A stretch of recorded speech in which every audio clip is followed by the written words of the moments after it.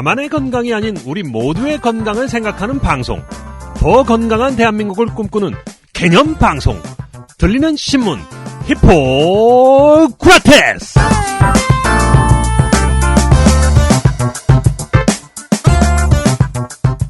안녕하세요. 청년회사신문 박쌤 박재영입니다. 안녕하세요. 셀승 대표 김배현 김선욱입니다. 해피 뉴 이어 김배현 유튜브. 네. 정치자 여러분도 새해 복 많이 받으십시오. 왜 안 받아줘? 네. 자, 새해 다들 건강하시고. 네. 새해 방송은 나갔잖아요, 이미. 그래도 또 우리가 계속 반복적으로. 본격적인 지난번에는 이제 송년 특집이었으니까 네. 진짜 새해 방송은 오늘인 것 같습니다. 자, 새해가 밝았지만 의료계 내에서 들려오는 소식은 뭐 그렇게 희망적인 소식이 별로 없네요. 자, 국회 통과가 무난할 것 같았던 연명의료법 될 듯 하면서 국회에서 아직 통과가 안 되고 있고요. 메르스 초동대처 미흡과 관련해서 책임을 누가 질 것인지에 관해서 감사원 감사 결과가 곧 발표될 것 같은데 그와 관련해서 좀 잡음이 일고 있습니다. 네, 금방 박쌤이 얘기했지만 새해 첫 방송은 지난 1일 보내드렸지만 내용이 지난 결산기여서 사실상 오늘 방송이 새해 첫 소식이라는 걸 말씀드립니다. 여전히 밝은 소식을 전하지 못해서 괜히 청취자분들께 죄송한 마음이 드네요. 네. 그죠. 그런 마음이 드는 건 맞는데. 네. 우리가 죄송할 건 아니지. 우리 책임도 아니고 말이에요. 네. 자, 어쨌든 여러분, 청취자분들께서 지난 한 주 의료계 어떤 뉴스들이 있었나 궁금하실 텐데요. 자, 1월 둘째 주 히고라 138회 통해서 확인하십시오. 히고라 지금 시작합니다. 혁신이 필요해. 혁신해야지. 다 바꿔. 그냥 혁신으로는 부족해. 파괴적으로 혁신해. 근데 파괴적 혁신이 뭐야? 병원도 파괴적 혁신이 가능해? 가능하지 않나? 어려울 것 같긴 해. 무턱대고 갈아엎기만 하는 조직은 절대 모르는 스마트한 혁신 비법. 메이오 클리닉 혁신센터에서 배우는 덜 파괴적 혁신. 생각은 크게. 시작은 작게. 행동은 빠르게. 메이오 클리닉의 스마트한 혁신 비결. 덜 파괴적 혁신. 뉴스 브리핑 시간입니다. 곽성순 기자와 양영구 기자 나와 있습니다. 어서 오세요. 네, 안녕하세요. 곽성순 기자입니다. 안녕하세요. 양양호 기자입니다. 네. 자, 최근 감사원이 실시한 메르스 감사 얘기부터 좀 해보죠. 질병관리본부 소속 의사 공무원들만 무더기로 징계를 받고 복지부에서는 아무도 징계를 받지 않을 가능성이 크다. 요런 거를 곽 기자가 취재를 했죠. 네, 이게 이제 미리 말씀을 드리면 아직 감사원 감사 결과가 최종 발표된 것은 아니고요. 지금 이제 이게 이제 제가 취재하기로는 지난해 12월 말경에 발표가 될 것이다라는 얘기가 있었거든요. 네, 연기됐죠. 근데 그게 이제 연기돼서 지금 알려지는 바로는 오는 1월 18일 경에 이제 발표가 될 것이다. 청와대 보고까지 마치고 될 것이다. 이렇게 지금 알려지고 있는데 그 사이에 이제 뭔가 일이 있었는지 이제 이 말이 좀 새어 나오기 시작했는데 그 말의 핵심을 이제 꼽아보면 복지부 내에서도 의사 출신 공무원들만 뭐 이렇게 해임 정직 뭐 이런 이제 징계를 받을 것이다 이런 내용들이 지금 파다하게 퍼져 있는 상황이라서요. 그 내용을 좀 파다하게 퍼져 있는데 기사는 왜 아무도 안 썼을까요? 우리만 썼잖아요. 글쎄 파다하게 퍼져 있는데 다들 잘 못 들으셨는지 아니면 듣고 안 쓰셨는지 뭐 잘 모르겠는데. 곽 기자가 취재를 아주 잘한 거죠. 네. 아무튼 좀 살펴보겠습니다. 감사원 국회는 뭐 아시겠지만 국회 요구로 지난해 9월부터 10월까지 정식 명칭은 메르스 사태 관련 정부의 초동 대응 및 확산 방지 실패의 원인과 책임 규명이라는 이름으로 복지부와 질병관리본부 두 기관에 대해서 실시가 됐고요. 말씀드린 것처럼 18일쯤에 이제 발표한 예정인데 이것도 어떻게 될지 모르겠습니다. 지금 이제 기사도 나가고 뭐 이렇게 되는 바람에 그날 실제로 발표가 될지 안 될지 사실 감사원에서는 확정 날짜는 한 일주일 전쯤에 이제 알려지고 일주일 전쯤 경에서 알려지고 그때야 이제 확정이 될 것이다 뭐 이렇게 얘기를 하긴 했는데요. 지금 감사원의 공식 입장은 언제 발표할지도 모른다. 알려줄 수 없다. 감사 결과에 대해서는 공식 발표 전까지 당연히 어떠한 얘기도 할 수 없다. 이렇게 확인도 부인도 하지 않고 있습니다. 네. 근데 저희가 이제 취재한 결과 핵심 내용을 살펴보면 일단 양병국 질병관리본부장 해임이고 일단 이분은 지금 대기 발령 상태입니다. 네, 그건 좀 이따 나중에 말씀드리겠지만 해임. 그다음에 이제 허영주 감염병관리센터장 정직. 그다음 백은양 역학조사과장 정직. 이렇게 지금 저희가 입수하기로는 돼 있고요. 이분들 모두 의사 출신 공무원. 이거. 이십니다. 이 중에 이제 배 과장 경우에는 현재 질병 휴가를 신청하고 출근을 안 하고 있는 상태인데요. 뭐 이미 2달 전쯤부터 출근 안 하고 있다면서요? 예. 그리고 사실상 이게 이제 사표를 제출한 것이다. 이제 이런 이야기가 들려서 저희가 이제 배 과장님하고 실제 통화를 좀 시도를 해봤는데요. 전화를 받으시긴 하시더라고요. 근데 이제 굉장히 단호하시게 더 이상 이제 그 일에는 개입이 되고 싶지 않다. 그 일이라고 하는 것은 이제 감사원 감사 뭐 이런 거 개입이 되고 싶지 않다. 이미 자신은 휴직을 한 상태이고 그만두려 하고 있기 때문에 개입하고 싶지 않다. 이런 얘기를 이제 직접 저희한테 이제 해주셨고요. 그럼 사표를 이미 제출했는데 반려됐다 이런 네, 그런 얘기도 얘기도 있더라고요. 예. 근데 이제 이 배 과장이 보시면 아시겠지만 역학조사 과장이라서 사실은 메르스 당시에 굉장히 중요한 위치에 계셨던 건 맞는데요. 네. 이분에 대해서도 평가가 좀 있는데 초기에 조금 문제가 있었던 것은 사실이다. 한 대학병원 교수께서는 초기에 문제가 있었던 것은 사실이지만 배 과장에게만 그 책임을 전부 다 묻는 것은 조금 무리가 있는 건 아니냐. 이건 좀 과하다. 일부 책임지는 질 수 있겠지만 그걸 모두 배 과장한테 물려가지고 징계를 이쪽에서만 내리는 건 좀 문제다. 배 과장은 당시에 비난을 감수하면서도 이 과장직을 끝까지 수행했다. 이렇게 조금 평가가 나오고 있더라고요. 자, 네. 그렇게 3명이 이제 거의 뭐 확실시 되는 네. 분위기인데 또 몇 명 더 지금 거론되고 있죠? 그렇습니다. 역시 의사 출신인 조은희 감염병 관리 과장의 정직 가능성도 점쳐주고 있는데요. 이분하고도 저희가 통화를 했는데 이분은 사실 약간 부인도 긍정도 안 하고 자기는 이렇게 조금 넘어간다, 밀린다, 이 발표가 밀린다는 얘기만 들었고 그다음에 소문으로 뭐 그런 얘기들 의사 출신만 이렇게 된다는 얘기만 들었는데 아직 자기한테 실질적으로 뭔가 언질이 내는 게 없어서 저는 좀 일단 좀 상황을 보고 있다 이제 이런 식으로 좀 말씀을 하셨고요. 네. 그럼 현재 복지부 공공보건정책관 이제 국장급이신 권준욱 국장 네. 하고 지금 긴급 상황센터장 이게 아마 신설된 조직일 겁니다. 이번에 최근에 1월에 옮기셨죠. 최근에 네. 이쪽으로 가신 정은경 센터장 등의 정직 가능성도 있었던 것으로 알려졌는데 일단 지금 저희가 알기로는 이 두 분은 징계는 피한 것으로 알고 있고요. 이 두 분도 네. 의사 출신이고 그렇죠. 국장급이고 그렇죠 지금. 그렇죠. 그리고 지금 정은경 센터장께서는 아까 제가 살짝 말씀드렸던 지금 이제 공석이잖아요. 대기 발령이라서 질병관리본부장 자리가 지금 요 분이 대리를 하고 계신 것으로 최선임이기 때문에 대리하고 계신 것으로 있습니다.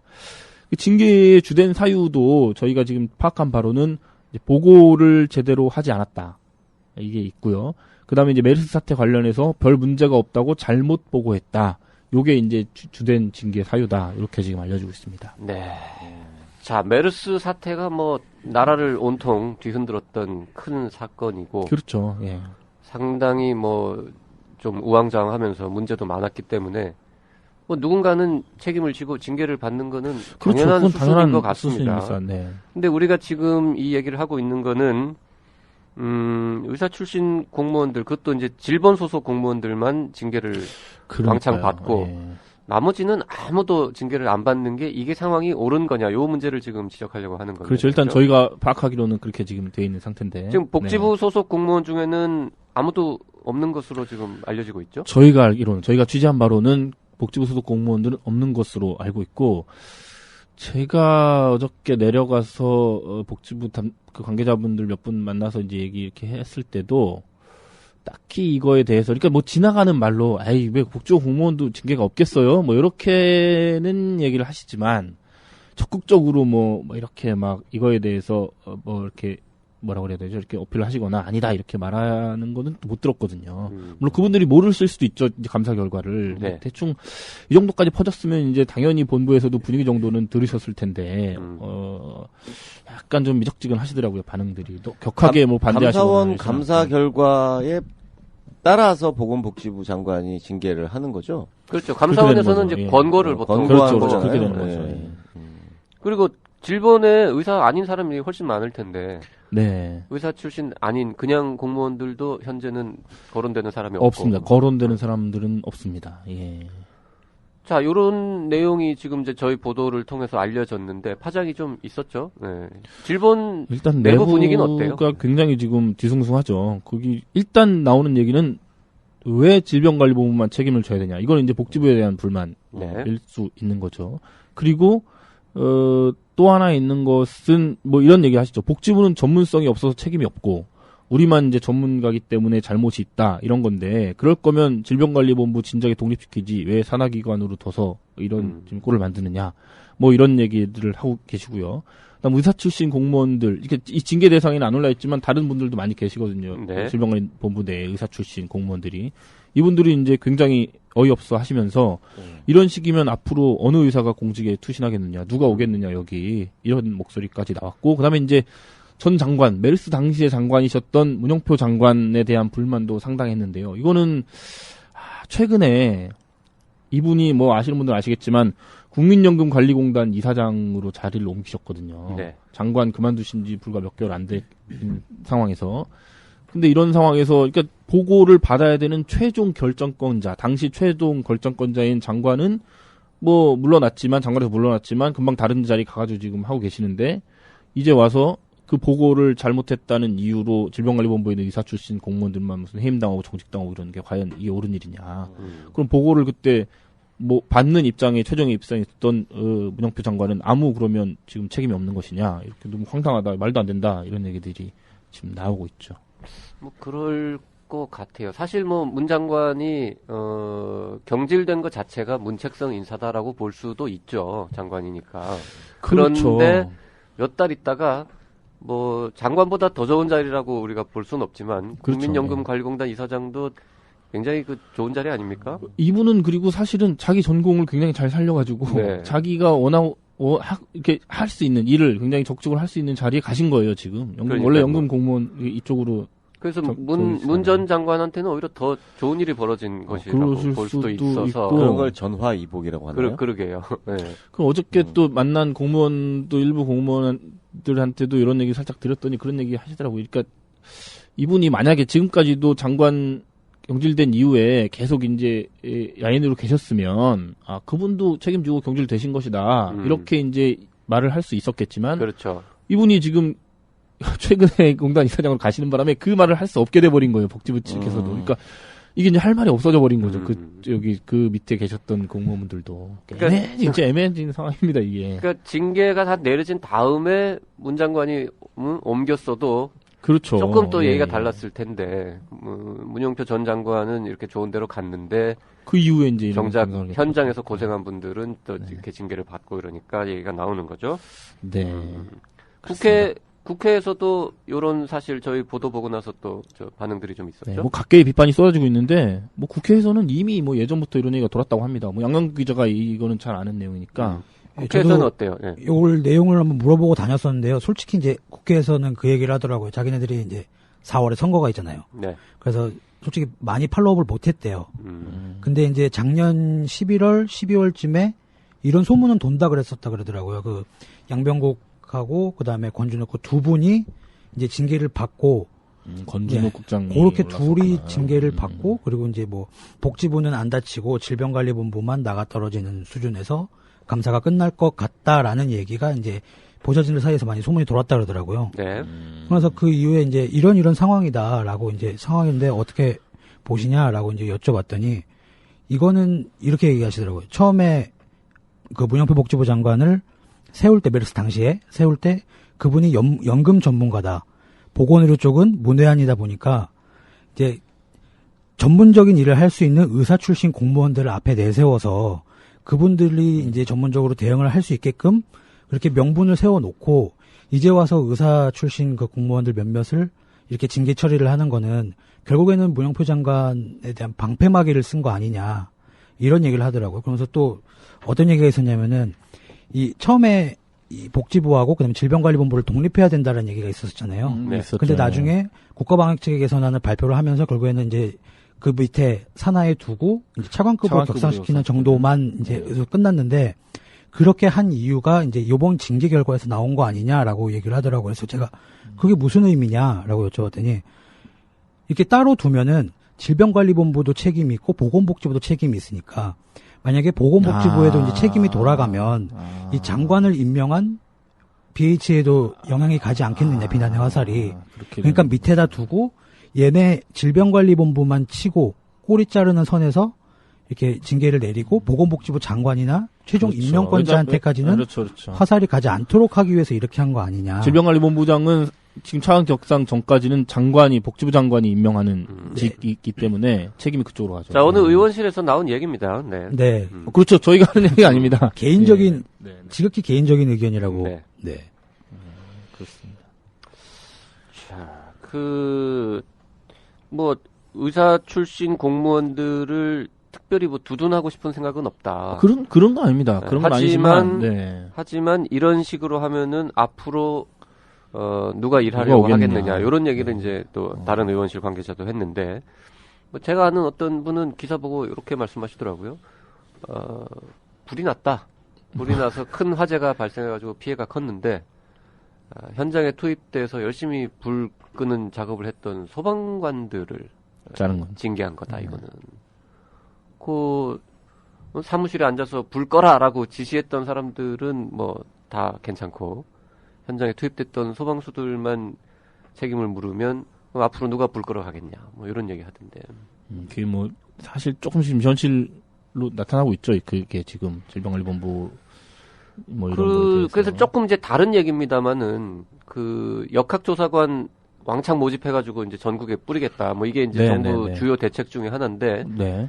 1차로 뭐 30명인가 이제 추가로 모집한다고 그게 계획을 세웠었고 가나 다급을 다 합쳐서 한 30명 정도를 모집 공고를 띄웠는데 그리고 그 중에서 가급 의사 6년 이상 6년 경력을 이상 가진 경력 있는 의사만 7명인가를 모집을 했는데 미달됐죠. 나 다급은 다 채워져서 지금 이제 서류 심사 끝나고 합격자 발표되고 면접을 남겨놓고 있는 걸로 알고 8일 저희 방송 되는 날 아마 면접 보는 걸로 제가 알고 지금 기억하고 있고요. 네. 각급은 1차에서 미달돼서 2차까지 했는데 2차도 미달된 상황이기 때문에 지금 아마 복지부가 몇 명이 지원했는지를 지금 밝히질 않고 있어요. 7명이 5명 지원했다는 얘기 있던데요? 뭐 이렇게 그게 이제 7명에는 미치지 못한 건 맞는데 그게 뭐 5명인지 6명인지 뭐 잘 몰라서 뭐 3명인지 모르는 겁니다. 그래서 지금 지원한 사람들 일단 지원한 사람들만 데리고 서류 심사를 진행해서 갈지 아니면 3차 공고를 해서 사람을 더 채울지 그거를 일단 고민하겠다고 복지부에서는 발표했었거든요. 지금 이 감사 결과 이 기사 나가면서 지원했던 사람들도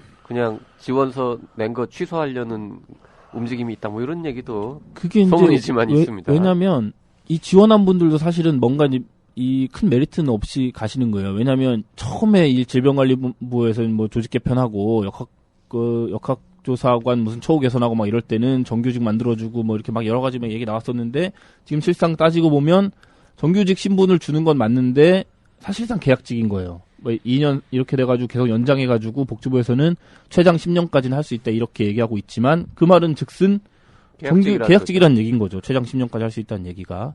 그리고 보수도 최하 보수를 5천 몇백만 원으로 책정한 것 외에 뭐 얼마를까지 주겠다 뭐 이렇게 보수 체계가 다르다는 선전은 하고 있지만 얼마를 주겠다 많이 주겠다 이런 얘기는 사실 지금 안 하고 있거든요. 그러니까 달라진 게 지금 하나도 없는 거예요. 메르스 전하고 사이에서. 근데 그런 와중에도 지원자가 있었었는데 지금 이런 문제가 터져서 거기 들어가 봤자 결국은 큰일 터지고 이래봤자 징계만 받는다더라 이런 얘기 돌면 뭐 취소하시는 분들이 나오는 것도 이해가 가죠. 실절이 있다면. 네.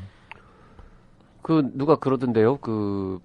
분명히 누가 봐도 계약직인데 복지부는 자꾸 아니라고 정규직이라고 그렇죠. 주장한다. 정규직 신분을 준다고 웃긴다 뭐 이런 얘기도 있고요.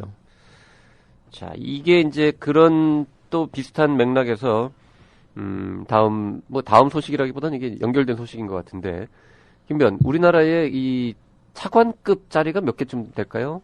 장관급 자리는 뭐 한 30여 개 뭐 이쯤 될 것 같고 차관급 자리도 한 50개 되지 않을까요? 50개 되지 않을까요? 하여튼 그렇죠. 차관급이면 뭐 엄청나게 높은 거 아닙니까? 엄청 높은 거죠. 그래서 차관급 자리 하나 이렇게 빈자리 있는데 하실 분 손 드세요 이러면 엄청나죠. 수많은 사람이 서로 하려고 해야 될 거 아닙니까? 근데 최근에 우리나라에 지금 차관급 자리가 하나 생겼는데 하겠다는 사람이 아무도 없답니다. 질본인가요? 네. 그게 이제 새로 차관급으로 격상된 질병관리본부장 이야기인데 이 질병관리본부장 자리가 1월 1일부터 이제 차관급으로 격상이 됐잖아요. 네. 그래서 이제 양병국 본부장 이제 저희 취재로는 곧 해임되실 양병국 본부장께서는 해임되신 건 아닙니다. 네. 있으신데 대기 발령을 받으신 거예요. 1일자로. 근데 이유가 이 질병관리본부장이라는 자리가 차관급이 됐잖아요. 네. 그러면 이제 대통령이 임명해야 되는 자리거든요. 차관급은 정무직. 그러니까 곧 해임될 사람인데 새로 임명하기는 싫은 거죠. 그런 게 아니라 네. 이분은 당초에 차관급으로 뽑히신 분이 아닌 거예요. 네. 그래서 이 급이 차관급으로 올라가면서 같이 올라가는 게 아니라 자동으로 대기 발령이 된다고 그러더라고요. 질병관리 확인을 해보니까. 그러니까 새로 1월 네. 1일자로 양병국 전 본부장을 새로 발령을 내지 그렇죠. 않는 새로 이상은 임명을 하지 않는 이상은 저절로 대기 발령이 발령이 되는 거예요. 그러니까 이분을 1월 1일자로 다시 차관급으로 재발령을 하는 게 아니라 그냥 두면 이제 이게 되는 거예요. 대기 발령이 되는 거예요. 냅두면 대기 발령이 된다. 그래서 지금 공석인 거거든요. 이 자리가. 네. 그럼 새로 이제 뽑아야 되잖아요. 사람을. 그 이제 뽑는데 네. 보통 이제 차관급은 누가 이렇게 뭐 원서 내고 이런 게 아니라 네. 정부에서 가서 이제 하시죠 이렇게 되는 거잖아요. 되는 거죠. 근데 11월 뭐 12월 쭉 이렇게 인선 작업을 했는데 이제 저희 이것도 기사 썼나요? 아직 기사 안 썼나요? 기사를 제가 작성했는데 아직 네. 아니죠. 방송하고 있을 때는 아마 올라가지 그래요? 않을까 싶은데요. 네. 이제 작성 중인데 소문에 의하면 한 10명 정도를 정부가 접촉을 해서 맡아주시겠느냐라고 했는데 다 싫다 그랬다는 거죠. 이거는 싫다. 왜 싫다고 그랬대요? 그 이제 좀 고사하신 좀 분들한테 네. 몇 분을 저희가 이제 추적해가지고는 좀 봤는데 왜 고사하셨느냐라고 여쭤봤죠. 네. 일단은 질병관리본부장이라는 자리에 대해서 조금 미리 좀 아셔야지 이게 좀 이해하기가 편하실 텐데 네네. 일단 5명의 본부장이 있었습니다. 지금까지 질병본부장에 1대가 이제 김문식 이분이 이제 연대의대 출신이셨고요. 2대가 오대규 이분은 전북의대 출신. 3대가 이종구 유명하신 분이죠. 이분은 서울의대 출신. 4대가 전병률 이분은 연대의대 출신. 5대가 현이라기보다는 뭐 전임이죠. 양병국 이분은 이제 서울의대 출신이라서 모두 의사 출신 전문가가 지금까지 질병관리본부장을 하고 있었습니다. 네. 그래서 요대로 가면 사실상 물론 이건 차관급 전이지만 뭐 이렇게 의사 출신이 되는 게 이제 거의 이제 기정사실인데 요분들은 다 보면 이제 이분들의 전력을 쭉쭉 보면 이제 무슨 복지부나 원래 복지부 공무원들이셨죠. 네, 원래 이분들은. 복지부나 뭐 질병관리본부 이런 데서 일을 쭉 하시다가 위에까지 올라가시는 경우가 되는 거예요. 네. 근데 이제 최근에 보면 저희가 지금 방금 소개해 드렸지만 이런 자리에 지금 올라가야 되는 분들 지금 이 복지부나 질병관리본부 내에서 이제 짬이 좀 되셔서 이제 본부장 자리에 올라가셔야 되는 분들이 다 징계 후보에 지금 이름이 오르내리고 계신 거예요. 메르스 때문에. 네. 내부 승진 후보가 없는 거네요. 지금 이대로라면 이제 좀 애매해진 거죠. 이게 지금 징계를 받아야 될 사람을 승진을 시키기는 좀 어렵잖아요. 네네. 그러니까 이제 눈을 어디로 돌렸냐면 외부에서. 외부로 돌릴 수밖에 없는 거죠. 네. 외부의 감염병 전문가들한테 돌리는 건데 이제 어쩔 수 없이 주요 학계나 이런 쪽으로 이제 눈이 돌아가잖아요. 근데 네. 이분들한테 돌렸는데 이분들이 이제 고사를 하고 있다. 요게 이제 주 내용이고 그분들 몇 분한테 저희가 전화를 돌려봤더니 물론 이제 전화를 받았다고 알려진 분들도 부인은 하시긴 하셨어요. 연락을 못 받았다고 부인을 하긴 하셨는데 뉘앙스를 쭉 들어보면 연락이 와도 갈 생각은 없다. 이런 느낌이 쭉 드시는 말씀을 이제 하신 거죠. 네. 원래 정부에서 이런 제안을 했을 때 거절하면 스카우트, 일종의 스카우트잖아요. 스카우트 제안을 받았다는 것도 말 못하게 되어 있죠. 말 안 하는 게 그런 이제 건가 봐요. 말하지 말아주세요라고 얘기하잖아요, 보통. 그래요? 몰라요? 네. 받아본 적이 없어가지고. 네, 없어요. 그래서 아마 네. 연락을 못 받았다라고 하신 것 같은데, 아마 또 연락이 간 것으로 알고 있는 어떤 한 교수님은 교수께 네. 이분은 진짜 유명하신 분이에요. 네. 그냥 이름만 내면 그쪽 업계에서는 누구나 다 아시는. 그래서 그분이 하신 말씀이 개인의 능력도 중요하지만 기관의 시스템이 더 그런 중요한데 말씀이시더라고요. 예. 시스템이 개선될 것 같지 않다. 않다. 이게 이제 핵심. 내가 간다고 하셨죠. 일을 잘할 수 있는 상황이 아니다. 아니다. 근데 이런 그런 얘기였죠. 말씀이시고 네. 그리고 굉장히 길게 덧붙이신 얘기가 뭐냐면 아까 저희가 잠깐 말씀드렸던 지금 질병관리본부 역학조사관 채용 미달된 문제 있죠. 네네. 이 문제를 콕 집어서 말씀을 하시면서 이게 지금 질병관리본부의 실상을 보여주는 거다. 왜냐하면 이분이 이제 그쪽에 업계에 있기 때문에 그쪽에 이제 후배들도 많이 있을 거고 제자들도 있을 거 아니에요. 감염병 관련된. 네. 그래서 하시는 말씀이 이렇게 질병관리본부나 이렇게 국가에 투신해서 보람 있는 일을 하고자 하는 젊은이들이 분명히 있다. 자기들이 이제 많이 보셨으니까 아시겠죠. 있는데도 불구하고 지금 7명 모집하는데도 그렇게 미달 사태가 난다는 이유는 분명히 문제가 있는 거다. 자기가 봤을 때는 이분들이 이제 뭔가 보람을 찾고 나라 일을 하기 위해서 들어갔으면 그 안에서 이제 열심히 해서 보람도 찾고 승진도 하고 뭐 국장도 되고 본부장도 되고 뭐 열심히 하고 뭐 이런 좀 뭐가 있어야 되잖아요. 비전이 있어야 비전이 되잖아요. 있고 베네핏이 있어야 되는데 그런 게 지금 전혀 없다는 겁니다. 그러니까 누가 지금 여기 들어와서 이렇게 일을 하겠느냐. 문제네요, 진짜. 그거 똑같다. 지금 이런 상황에서 어떤 지금 학계 인사들이 지금 본부장을 맡아가지고 들어가서 일을 하겠느냐. 이렇게 얘기 단호하게 아주 얘기를 하시더라고요. 네. 자, 역시 또 유력 후보로 거론되고 있는 또 다른 B 교수. 이 교수분도 사실 굉장히 유명하신 분이고, 메르스 때 뭐 굉장히 역할을 네. 많이 하셨고, 뭐 이런 분이신데, 이분도 역시 연락을 못 받았다고 말씀하시고, 또 물어봤을 때도 굉장히 단호하게 자기는 와도 할 생각은 없다. 뭐 이렇게 말씀하시면서, 결론은 그거였죠. 이제 뭐 감염병 전문 지식도 있어야 되고 뭐 행정 능력도 있어야 되고 하지만 뭐 두 가지를 다 갖추신 분을 찾는 것은 쉽지 않을 것이다. 이렇게 말씀을 하시고 뭐 이렇게 쉽지 않은 자리다. 이렇게 이제 애둘러서 말씀을 하셨는데 뭐 여러 가지 불만이 이제 그 말투나 뭐 이런 것들에 좀 보이시더라고요. 네. 또 다른 학계 인사 한 분은 요렇게 전문가들이 이 자리를 안 가는 이유에 대해서 좀 해석을 좀 했죠. 굉장히 직설적으로 하셨죠. 네. 이분은 메르스 사태 때로 다시 되돌아가서 보면 그때 이제 즉각대응팀이라는 걸 정부에서 구성해서 학교 인사들이 대거 거기 투입이 됐었잖아요. 그래서 굉장히 일을 열심히 했었는데 그때 아시겠지만 이제 뭔가 조금만 꼬투리만 잡히면 막 언론에서 파고 들어가지고 막 기사를 막 쓰고 집중 공격하고 막 이랬단 말입니다. 네. 근데 그때 당시에 현장에 계신 분들은 지금 일하기에 바빠서 잘 그런 걸 대처를 못 하니까 이분들 입장에서는 정부에서 좀 막아주거나 뭐 이렇게 좀 해줬으면 좋겠는데 그런 방어가 이제 전혀 없었다는 겁니다. 당시에. 그렇기 때문에 아직도 이 학계에 계신 분들이 그런 정부의 태도에 좀 실망하신 분들이 꽤 많이 있다고 하고. 마음 상한 거네요. 네, 마음이 상한 거고. 그리고 지금 본부장에 들어가도 이렇게 이용만 당하다 결국은 쫓겨날 것이다. 이런 지금 분위기가 학계에 파다하게 지금 파져 있다. 이렇게 말씀을 하시더라고요. 네. 공은 없고 과만 있는 거. 네. 예. 그 과만 들치기니까 그렇죠.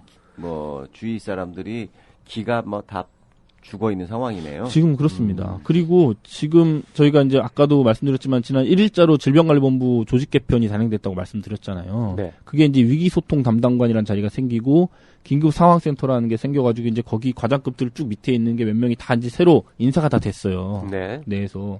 근데 이제 아시겠지만 이 질병관리본부장 차관급 격상시키면서 가장 크게 얘기했던 게 인사권을 주겠다. 이렇게 그때 얘기했었거든요. 본부장한테 인사권을 주겠다라고 했거든요. 근데 이미 1월 딱 시작하자마자 주요 인사 조직 개편도 해버리고 주요 인사를 복지부에서 다 해버린 거예요 이미. 오. 그래가지고 지금 본부장이 누가 되더라도 당분간은 인사권을 휘두를 수 있는 저기가 없어요. 이미 조직 개편이 다 돼버렸기 그렇네. 때문에.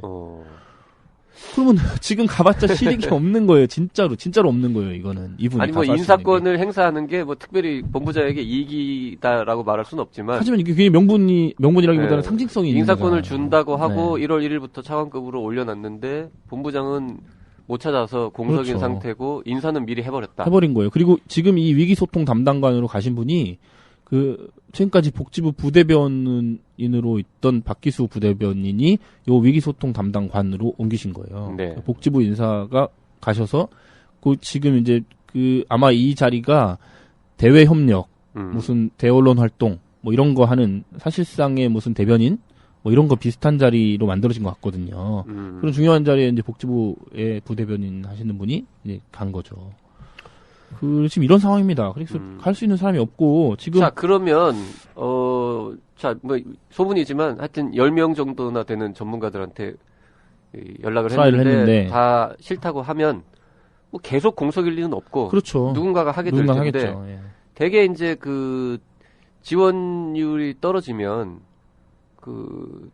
자꾸 미달되고 이러면 이제 성적 안 되는 사람들이 지원해가지고 합격하잖아요. 대학도. 그렇죠. 네. 그럼 이제 좀 역량이 떨어지는 사람이 맡을 수밖에 없을 거고. 그럴 수도 학계를 조심해야 될 것 같아요. 조심하는 발언인데 다음에 되신 분이 역량이 떨어진 사람이라고 단정될 수는 없죠. 이게 그럴 수도 있다는 거지. 저희가 아까 살펴봤을 때 계속 의사 출신 공무원들이 계속 했었잖아요. 네. 의사 출신 아닌 사람이 되겠는데요, 그러면? 이런 식이면? 그게 또 왜 그러냐면 아까도 말씀드렸지만 차관은 또 약간 정무적인 성격이 그렇죠. 있거든요. 그렇기 때문에 지금까지 하고는 약간 또 성격이 달라요. 그래서 복지부에서 한 실장급쯤 되는 인사들이 원래 이제 차관으로 승진을 하잖아요. 네. 그분들 중에 또 가실 수도 있다는 분위기가 약간 돌기도 하고. 그럴 가능성이 높아 보입니다. 그리고 이거는 이건 지극히 개인적인 의견인데 얼마 전에 조금 이제는 좀 시간이 되긴 했는데 이제 복지부의 한 이제 실장급 인사하고 술자리를 한번 가진 적이 있는데 그때 그분이 직접적으로 말씀은 안 하셨지만 굉장히 질병관리본부를 독립시켜야 되고 뭐 차관급 격상을 시켜야 되고 그때 아직 되기 전이었거든요. 시켜야 되고 뭐 재량권을 많이 줘야 되고 질병관리본부가 굉장히 중요한 자리다라는 얘기를 굉장히 오래 그분이 하셔서 개인적으로는 요분이 질병관리본부장의 욕심이 내가 가고 싶다라는 뜻이었다는 거죠. 뭐 이런 뉘앙스를 좀 받을 정도로 좀 그런 분이 계셨거든요. 그래서 아마 또 복지부 내부에도 요 질병관리본부장 자리에 조금 욕심을 내시는 분들이 있지 않을까. 그렇다면 계속 학계나 이런 쪽이나 의사 출신에서 뭐가 이제 좀 일이 어그러진다면 전격적으로 발표가 되실 수도 있지 않을까. 이런 생각이 지금. 내부 인사 기억. 내부 인사가 가지 않을까. 복지부에서 이제 사실 뭐 복지부도 뭐 딴 조직도 그렇지만은 위로 올라갈수록 그 자리는 한정되어 있으니까 뭐 인사 적체라 그럴까요? 그런 게 약간 그렇잖아요. 나가야 되잖아요. 이제 옷 벗어야 되는데 차관급 자리 하나가 그런 실장급들한테 주어지면 뭐 굉장히들 좋아하시겠죠. 거기서는. 좋아하죠. 차관이라는 자리가 사실 굉장한 자리거든요. 이게.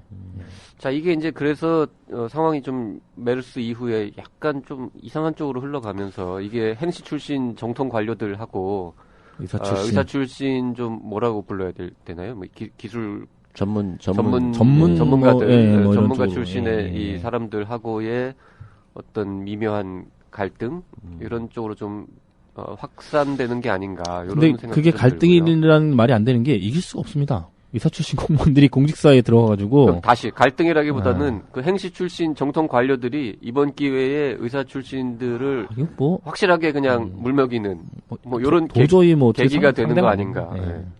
숫자 자체에서도 뭐 차이가 심하고요. 뭐 그렇습니다. 네. 근데 또 질병관리 내부에 있는 의사 출신 그 공무원 중에 한 분은 굉장히 자조적인 표현이긴 한데 뭐 어쩔 수 없지 않느냐. 메르스 때 사실 아까 제가 쭉 불러드렸지만 중요한 직책에서는 다 그 과장 뭐 국장 이런 데 의사급들이 다 앉아 있었거든요. 네. 그렇기 때문에 뭐 어쩔 수 없는 거 아니냐. 뭐 책임 추궁하다 보면 결국은 그쪽으로 갈 수밖에 없는 거 아니냐. 이런 말씀을 하신 분들도 없지는 않았었어요. 이분은 그냥 뭐 거의 포기하는 뭐 심정으로 뭐 어쩌겠느냐. 뭐 이런 하시는 분들 근데 이제 계시더라고요. 우리 사람이 다 이렇게 기분 감정 이런 게 중요한데 지금 뭐 아직 확정 발표된 게 아니지만 지금 소문대로 한 10명 정도가 무더기로 징계를 받는데 그게 본부장부터 저 현장에 있는 역학조사관, 연구관까지 다 포함되어 있고 그들이 다 의사들이고 나머지는 징계 대상이 한 명도 없다. 이렇게 발표가 되면 그 정말 속된 말로 맘 상하는 거죠. 진짜 그거는 진짜 파장이 클 수도 있죠. 의료계 내에서 진짜 가만히 있으면 안 되는 일로 또 커질 수도 있죠. 자, 어쨌든 현재까지 알려진 일정은 14일까지 최종 보고서를 문서를 만들고 15일 날 청와대 보고를 하고 18일쯤에 최종 발표하고. 공식 발표를 한다 이렇게 되어 있습니다. 앞으로 뭐 한 열흘 정도 남았는데 그 사이에 뭐 좀 무슨 일이 변화가 벌어질지. 있을지 좀 지켜보도록 하겠습니다. 네. 잠깐 쉬었다가 다른 뉴스 살펴보겠습니다. 빠른 속도로 변화하고 있는 의료의 본질을 독특한 관점으로 바라보는 세계적인 의사 에릭 토폴이 환자의 권리 강화를 위해 내놓은 처방인 이 책은 누구나 읽어보아야 할 필독서다. 엘고 전 미국 부통령. 에릭 토폴은 이 책에서 앞으로 보건의료에서 스마트폰이 어떻게 해서 중추적인 역할을 담당하게 될지에 대한 비전을 제시하고 있다. 미래 의료에서는 소비자가 새롭고도 막강한 역할을 맡게 될 것이다. 이 책은 어떻게 그런 일이 일어나게 될지를 우리 앞에 생생하게 제시한다. 신종균 삼성전자 CEO. 청진기가 사라진다의 저자 에릭 토폴의 신작. 환자 중심의 미래의료 보고서. 청진기가 사라진 이후. 이제 의료의 민주화가 다가온다. 청진기가 사라진 이후. The future of medicine is in your hands. The patient will see you now. 자, 지난 연말에도 말씀드렸었던 것 같은데 연명의료법 이제 국회 통과를 목전에 두고 있는데요. 이게 될 듯 하면서 계속 뭔가 잘 안 되고 있다고 하는데 자세한 소식을 국회 출입하고 있는 양영구 기자하고 얘기를 좀 나눠보겠습니다. 자, 지난해죠. 지난해 12월 30일 날 법사위에서 제동이 걸렸어요. 뭔 네. 일이 있었습니까, 그날? 원래 이게 이제 조금 역사가 있는데요. 이 8일 날 12월 8일 날 복지위에서 이제 통과가 돼서 넘어왔어요. 법사위로. 법제사법위원회죠. 네. 이곳으로 넘어왔는데 22일 날 이제 전체 회의를 하고 통과시키기로 얘기가 됐었어요. 근데 그때 최저임금법 얘기가 나오면서 이제 순위까지 못 와가지고 넘어간 거였거든요. 30일로. 30일 날 딱 올라왔는데 이제 다른 법사위 소속 의원들이 딴지를 건 거거든요. 이제 서영교 의원, 지금은 이제 이름이 바뀌었는데 더불어민주당의 서영교 의원하고 새누리당의 김진태 의원 이렇게 두 분이서 이거 잘못된 거 아니냐라고 딴지를 걸었는데 이제 뭐라고 걸었냐면은 처음에 서영교 의원 같은 경우에는 연명의료 하는데 이제 심폐소생술, 산소호흡기 이런 것도 사용하는 거에서 이제 뭐 아무런 의의가 없다. 의사들이 사용하는 거에 대해서. 근데 법안을 봐도 이 법안이 이 말한 지칭하는 이 연명의료가 특수 연명의료인지 일반 연명의료인지 이거는 불명확하다. 다시 한번 봐야 된다라고 주장을 했던 거고요. 그리고 이제 김진태 의원이 조금 난리가 났었는데 김진태 의원 같은 경우는 이제 한의사도 사망 진단서를 발급할 수 있는 권한이 있는데 연명의료 결정에서 제외하는 건 이건 말이 안 된다. 그래서 연명의료 결정하는 거에도 한의사를 포함을 시켜야 된다라고 주장을 했었습니다. 그날. 그러면서 하는 얘기가 이제 연명의료법은 공급자 위주의 방식, 그러니까 이 사람이 지칭하기로는 양의사라고 했어요. 양의사들이 하던 것만 집어넣어가지고 연명의료의 개념을 축소시킨 거다.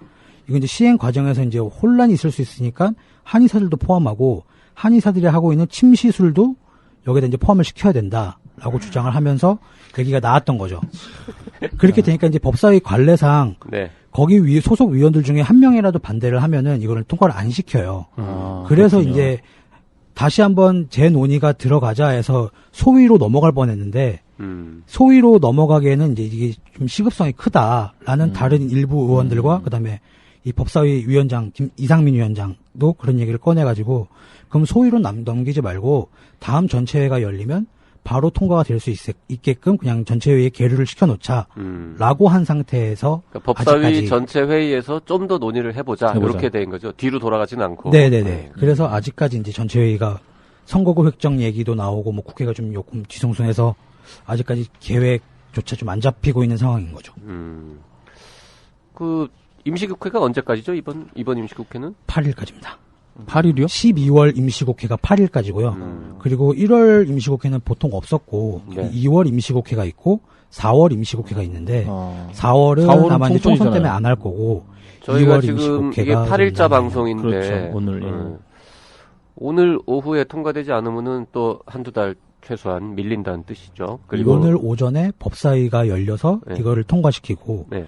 보통 통상적으로 그래왔거든요. 그리고 나서 오후에 바로 본회의를 열어서 법사위 통과한 법안들을 땅땅땅 했었는데 이제 오전에 법사위가 안 열려버리면 이제 2월달로 넘어가게 돼버리는 상황이죠. 아, 오전에 결판이 나는군요. 그렇죠. 저희가 지금 7일날 오후에 지금 녹음을 하고 있는데. 그렇죠. 지금은 알 수 없는 상황이지만 네. 방송 나갈 때는 네, 방송 나갈 때는 뭔가 법사위에서 그렇죠. 통과가 됐거나 아니면은 뭐 하고 있거나 나가리 났거나 뭐 이럴 이렇게. 것 같네요.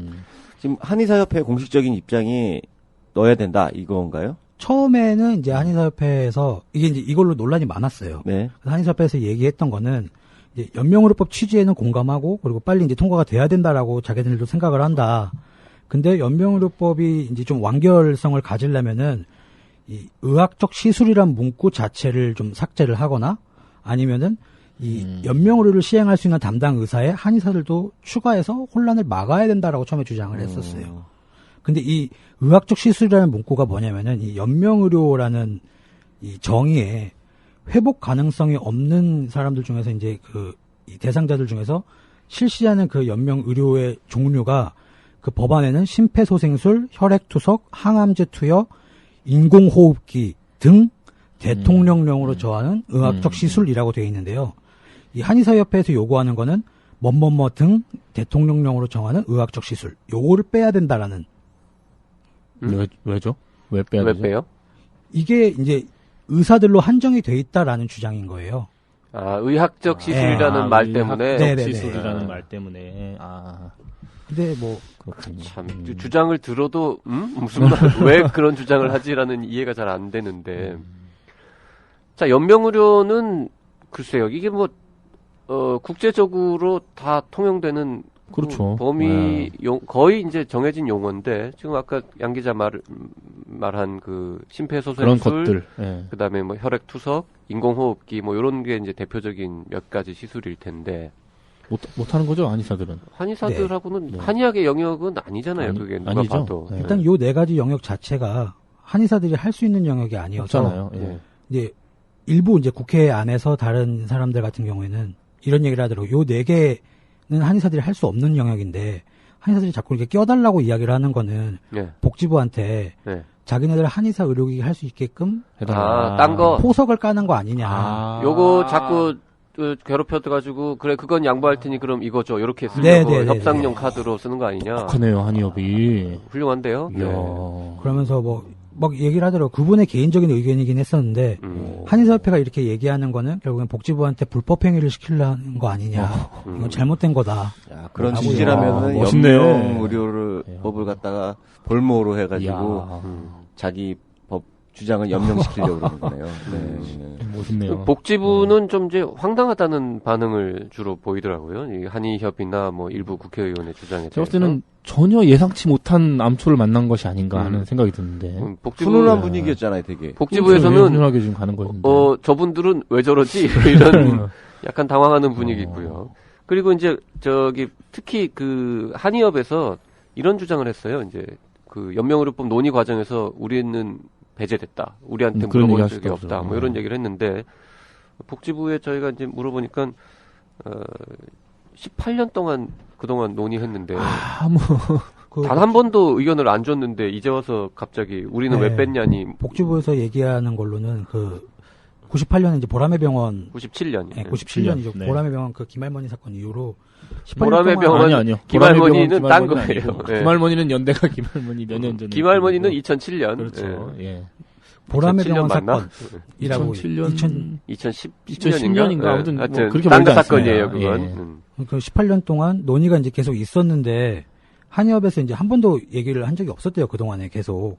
그리고 이제 연명의료 관련된 이 중단 관련된 논의를 할 때도 이제 법조계, 윤리계, 뭐 시민단체, 종교계 뭐 다 들어왔었잖아요. 네. 근데 그 들어온 단체들도 한의사들이 여기에 참여하는 거에 대해서 이의를 제기한 사람이 한 명도 없었대요. 참여해야 된다라고. 그러니까 참여 안 하는 것에 대해서 이의를 제기하는 게 한 것도 없었다. 참여해야 되는 거 아니냐라고 물어보는 사람조차 없었다. 당연히 안 오는 게 당연하다는 그런 네네. 공감대가 있었다는 거죠. 네. 그분들한테. 예. 근데 이제 와서 이제 통과 목전에 남겨놓고 이렇게 얘기하는 거는 이거 우리가 뭐 배제한 거 아니다.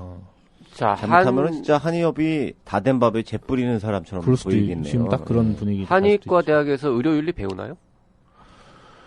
저희가 거의 안 배우는 걸로. 저희가 예전에 한번 조사해봤을 때는 없었던 배우는 걸로 기억나는데. 연명의료를 관련된 뭔가 결정, 연명의료를 이분들한테 할 건지 말 건지, 어떤 절차와 과정을 통해서 가부를 결정할 건지, 하게 되면 뭘 하고 어디까지 할 건지, 이런 것들은 의학적인 전문성도 필요하지만 윤리적인 전문성도 필요합니다.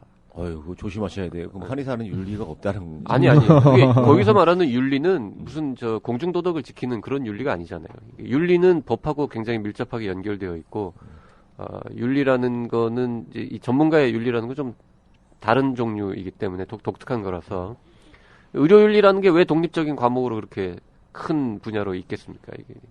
근데 그런 부분에 대한 훈련이 좀 되어 있는 사람들이 해야 되는데 그 한의과 대학에서 그런 거나 좀 일단 가르치는 거라도 시작을. 그럼 그런 거 해보시든지. 그럴 거 교육과정으로 만들어 놓으면 되는 거예요? 아니 그렇지는 않지만 그러니까 그것도 안 조차도 배웠기 안 때문에 하고, 더 좀 터무니없는 주장이다. 뭐 이 얘기를 하고 싶은 거죠. 근데 이거는 약간 좀 다른 얘기긴 한데 한의사들이 지금 연명의료는 못하지만 호스피스는 할 수 있죠. 네, 호스피스와 그거랑은 다른 거죠. 지금 좀 청취자분들이 잠깐 좀 혼동하실 수 있을 것 같아서. 그 복지부에서도 그 얘기 했어요. 이거. 이 말씀은 드셔야 될 것 같아요. 호스피스 같은 거 하고 싶으면 하시라고. 그건 할 수 있어요. 가능하다고. 지금도 할 수 있습니다. 네. 네. 연명의료의 중단 여부를 결정하고 이분이 연명의료 대상자인지 아닌지를 가리는 행위라거나 아니면은 그 좁은 의미의 이제 연명의료에 해당하는 그런 것들을 실시하는 거는 그거는 한의사하고는 관계 없는 거다. 이게 이제 정부의 입장인 거죠. 그건 확실히 말씀을 좀 드려야 될 것 같습니다. 근데 지금 국회에 특히 그 김진태 의원 왜 이렇게 유난히 좀 다른 수많은 의원들과는 다른 발언을 했느냐. 율사 출신 아니에요? 변호사 출신? 그런가요? 예. 김진태. 그래요? 이름 많이 들어본 것 같은데. 법사위니까 아무래도 그렇겠죠. 그럴 거죠. 어느 당이시라고요? 이분은? 새누리당. 예. 근데 이게 이제 한의협의 로비 때문이 아니겠느냐 뭐라는 이제 그런 얘기가 소문들이 좀 있죠. 일각의 주장. 뭐 이분이 저 주변에 뭐 한의사하고 뭐 가깝거나 이런 게 있어요? 그러니까 요분이 부인이 한의사라거나 뭐 이런 게 있습니까? 아니요, 요분이 이제 그 지역구가 강원도 춘천이에요. 네. 춘천. 근데 현재 한의사협회 회장분 네. 김필권 회장님이 강원도 출신입니다. 아. 강원도 한의학 회장을 하고 그다음에 강원도 한의사협회 회장 하고 이제 역임을 하고 나서 이제 한의사협회 회장으로 이제 된 거고요. 그리고 현재 정선 로타리 클럽 회원이라 그러더라고요. 정선 로타리 클럽. 네, 그 로타리 클럽이 김필건 회장이? 네네. 그럼 두 분이 김진태 같이 의원도 그 클럽 회원이에요? 그건 김진태 아니고? 의원은 잘 모르겠어요. 그건 아니고. 아무튼 지역에서 뭔가 강원도에서 약간 좀 연결이 된다. 근데 이제 이분이 김진태 의원이 지역구가 이제 춘천이고 법사위에 있고 그러다 보니까 연명으로를 막을 수 있는 가장 마지막 관문인 부분이고 거기에 본인의 의견, 한의사들의 의견을 주장을 해서 조금 더 뜯어낼 수 있는 부분은 뜯어낼 수 있는 부분은 이제 가장 마지막 단계니까 여기 가서 이렇게 요구를 한 거 아니냐. 라는 주장들이 있었죠. 똑똑하네요. 그런 이야기가 있다는 거죠. 네. 김진태 의원은 저희가 지금 2명의 의원 이름을 실명으로 거론해서 기사를 썼잖아요. 네네. 이미 쓰고 나서 상당히 또 뭐 이게 왜 이게 나갔냐 이런 기사가 뭐 그런 항의도 하고 뭐 있었다고 들었는데 그럴 수밖에 없겠죠. 네. 일단 서영교 의원은 법안 자체를 잘 이해를 못하고 있는 부분이 컸고요. 그리고 이제 김진태 의원은 뭐 항의를 한 거 보니까 이런 김필건 한의협 회장과의 이 관계가 사실인가라는 느낌이 들 정도로 항의를 하셨다고. 사실이 아니니까 항의를 하신 거 아닌가 뭐 이렇게 말해야 되지 않을까요? 네. 네, 뭐 대충 뭐 찔려서 그런가? 뭐 아무튼 뭐 그렇죠. 네. 자, 어쨌든 1월 8일 날 12월부터 시작된 임시국회 마지막 날인데 연명의료법 이거 뭐 통과된다고 해서 갑자기 무슨 온 국민한테 무슨 특별한 일이 생기는 것도 사실 아니고 그렇죠. 네. 지금 어정쩡하게 뭐 이렇게 법 규정이 없는 상황이 조금 이제 정리가 되고 앞으로 더 연명으로 관련 여러 가지 제도들이 좀 정비되는 첫 단계이니까 잘 좀 통과되기를 바랍니다. 네. 자, 끝으로 뭐 하나만 더 확인해 볼까요? 저번에도 말씀드렸지만 이제 한정호 교수, 충북대학교 이 넥시아 관련해 가지고 최원철 교수로부터 명예훼손으로 고소됐던 한 교수가 1심 선고 공판이 열렸습니다. 그저께 6일 날. 근데 징역형이 선고가 됐어요. 정확하게는 징역의 6월에 집행유예. 네. 예. 자, 여기 뭐 법원의 판결 내용에 대해서 좀 소개 좀 해주시죠. 네, 이 법원은 한 교수가 최 교수의 양력에 대해 블로그에 글을 올린 것에 대해서는 허위 사실이거나 허위의 인식이 있었다고 보기 어렵다면 무죄를 선고했습니다. 일단 네. 그 부분에 대해서는 무죄를 선고했는데 한 교수가 최 교수가 주장한 논문은 애널 오브 온콜로지의 독자 추구란에 게재한 편지라고 게시글을 올린 부분에 대해서는 허위 사실 적시로 봤다.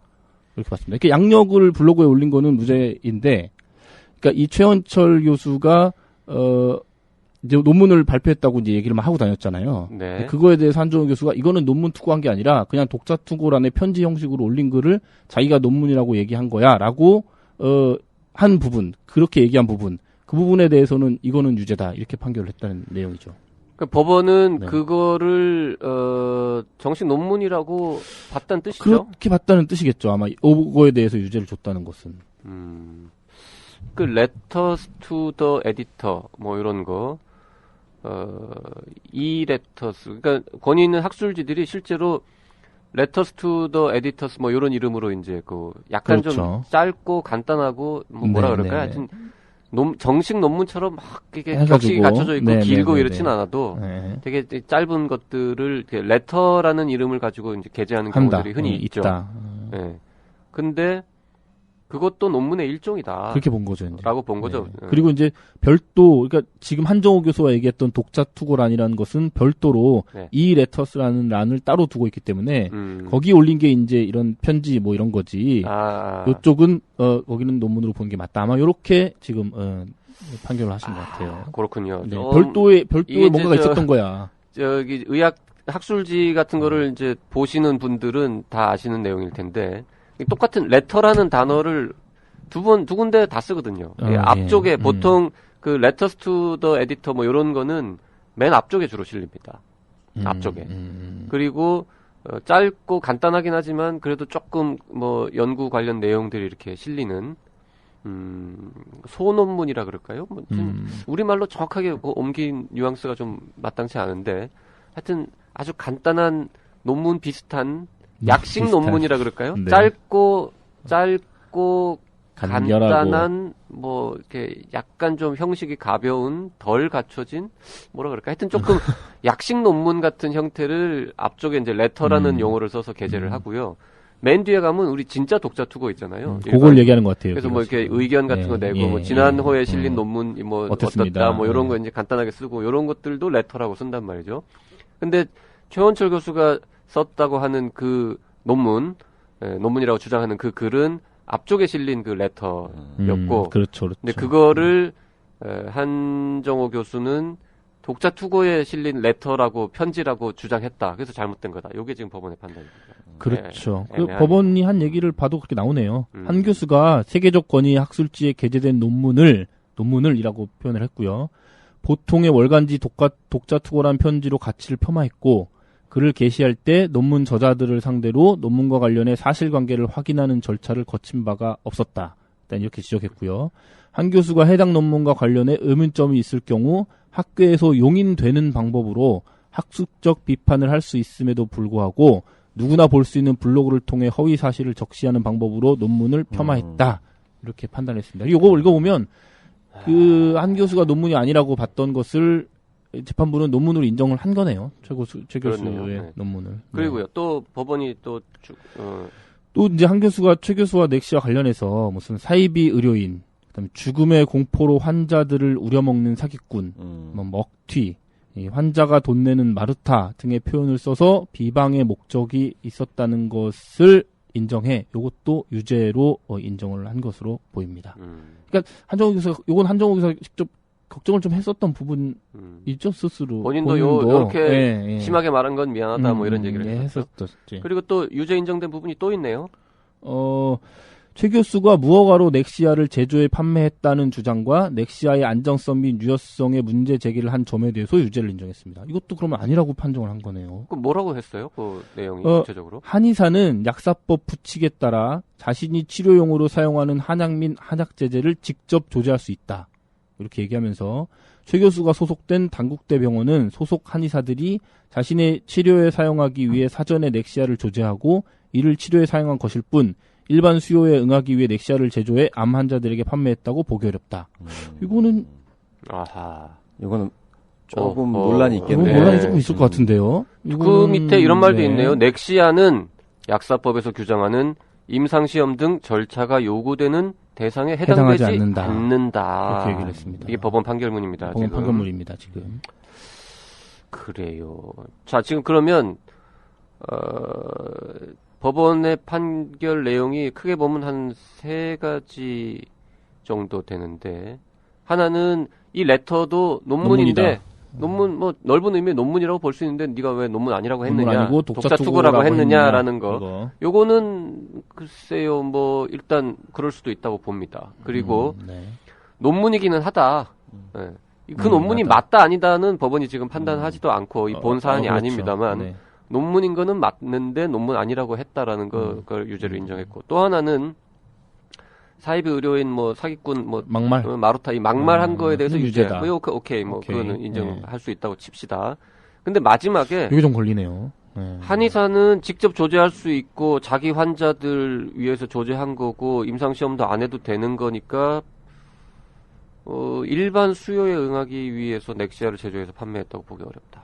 요거는 이제 조금 논란. 애매한 것 같은데요. 보통 이런 알려진 대로 식이면은 그렇죠. 이런 식이면은 넥시아가 진짜 기적의 명약이라고 하더라도 판매하면 안 당국대 되죠. 병원에서만 쓸 수 네. 있는 거잖아요. 그렇죠. 판매하면 맞춤형 처방 조제 그렇게 전 해야 되는 세계의 거죠. 수십억 안 네? 되죠. 수많은 됩니다. 사람들은 이걸 못 먹는 거예요. 그렇죠. 못 다 먹는 거죠. 오셔가지고 다 당국대 당국대 병원에 와야 되는 거죠. 당국대는 진단하에- 굉장히 논하겠네요. 예, 당국대 병원이 네. 이게 넥시아가 진짜 훌륭한 약이면 당국대 병원이 이제 그 세계적인 그렇죠. 엄청난 항암 치료의 세계적 치료의 메카. 메카가 되는 거죠. 이렇게 돼야 되는 상황이고 그래도 노벨상 못 받을 것 같은데 공증이 안 돼가지고 여기 공개가 안 보시면 되는 여기 거죠. 임상시험 절차가 요구되는 대상에 해당되지 않는다 했으니까.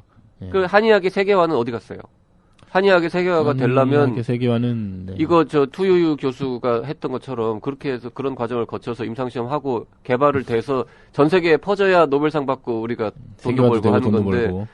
이 법원 지금 1심 판결이지만 이 법원의 이 판결문만 보면은 그냥 당국대병원에서만 계속 영원히 그렇죠. 판매하세요 이런 네.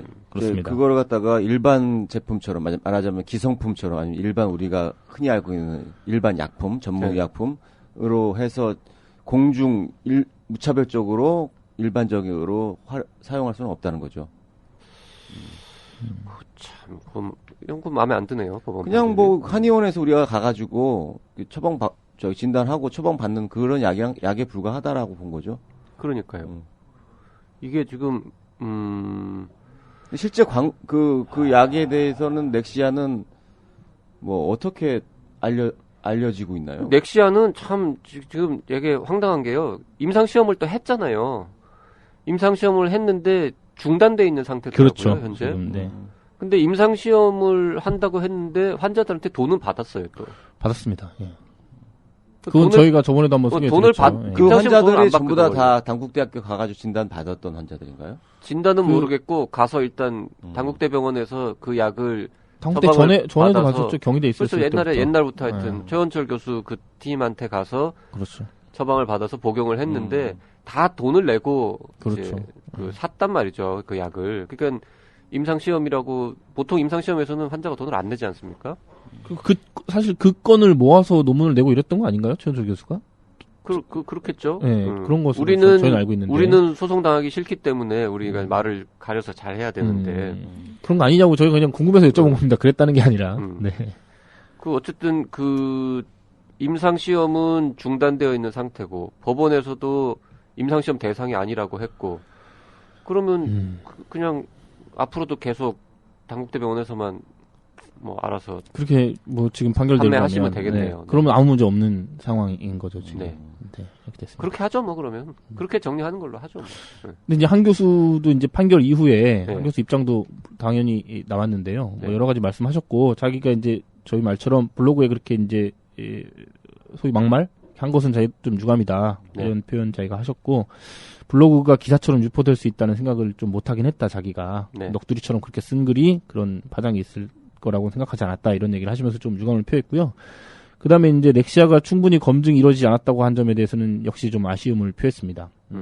한방과 양방 대립 문제가 아니라 이 정도까지 됐으면 복지부나 식약처나 어딘가에 나서서 국민 건강을 위해서 조금 검증해줘야 되는 거 아니냐 이런 얘기를 좀 하셨고요. 그 다음에 지금 판결이 확정되면 한 교수는 교수직에서 해임이 되신답니다. 집행유예 이상형을 선고받았기 네, 때문에 해임이 금고형 되시는데 이상이니까 예. 항소를 하게 되면 이제 확정 판결 때까지 교수 신분은 유지하시는데 지금 이제 항소한대요? 항소 여부를 지금 변호사와 상의하겠다 이렇게까지만 말씀하셔서 지금 향후 상황은 좀 지켜봐야 될 것 같습니다. 그러겠네요.